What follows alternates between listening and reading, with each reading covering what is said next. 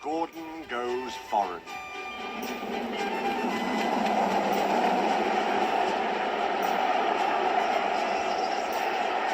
Lots of people travel to the big station at the end of the line. Engines from the other railway sometimes pull their trains. These engines stay the night and go home next day. Gordon was talking one day to one of these. "When I was young and green," he said, "I remember going to London. Do you know the place? The station's called King's Cross." "King's Cross?" snorted the engine. "London's Euston. Everybody knows that." "Rubbish," said Duck. "London's Paddington." "I know. I worked there." They argued till they went to sleep. They argued when they woke up. They were still arguing when the other engine went away. "Stupid thing," said Gordon crossly. "I've no patience." "Stupid yourself," said Duck. "London's Paddington. Paddington, do you hear?" "Stop arguing," James broke in. "You make me tired. You're both agreed about something anyway." "What's that?" "London's not Euston," laughed James. "Now shut up." Gordon rolled away, still grumbling. "I'm sure it's King's Cross. I'll go and prove it." But that was easier said than done. London lay beyond the big station, at the other end of the line. Gordon had to stop there.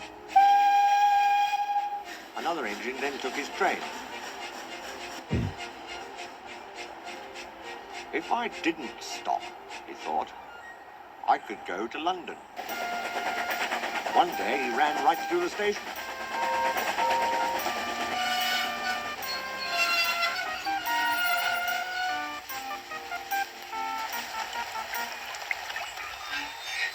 Another time he tried to start before the fireman could uncouple the coaches. He tried all sorts of tricks.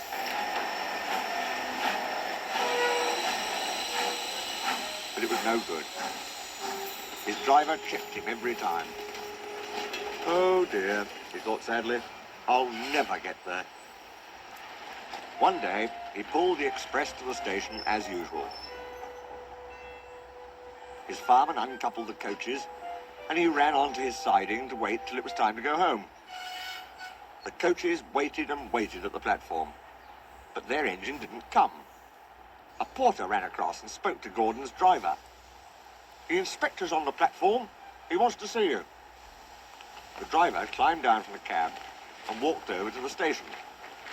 He came back in a few minutes looking excited. "Hello," said the fireman. "What's happened?" "The engine for the express turned over when it was coming out the yard. Nothing else can come in or out. They want us to take the train to London.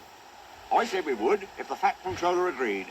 They telephoned and he said we could do it. How's that?" "Fine," said the fireman. "We'll show them what the Fat Controller's engines can do." "Come on," said Gordon. "Let's go." He rolled quickly over the crossings and backed onto the train. It was only a few minutes before the guard blew his whistle, but Gordon thought it was ages. "Come on! Come on!" he puffed to the coaches.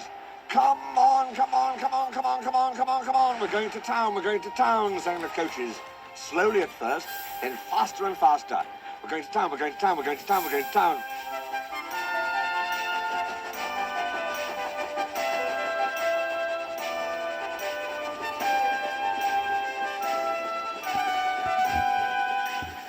Gordon found that London was a long way away. "Never mind," he said. "I like a good long run to stretch my wheels." But all the same, he was glad when London came in sight. The Fat Controller came into his office next morning. He looked at the letters on his desk. One had a London postmark. "I wonder how Gordon's getting on," he said. The station master knocked and came in. He looked excited. "Excuse me, sir. Have you seen the news?" "Not yet. Why?" "Oh, just look at this, sir." The Fat Controller took the newspaper. "Good gracious me," he said. "There's Gordon. Headlines, too. Famous engine at London Station. Police called to control crowds. The Fat Controller read on, absorbed. Gordon returned next day. The Fat Controller spoke to his driver and fireman. I see you had a good welcome in London. We certainly did, sir. We signed autographs till our arms ached. And Gordon had his photograph taken from so many directions at once that he didn't know which way to look. Good, smiled the Fat Controller. I expect he enjoyed himself. Didn't you, Gordon? No, sir, I didn't. Why ever not? London's all wrong, answered Gordon sadly. They've changed it. It isn't King's Cross anymore. It's St. Pancras.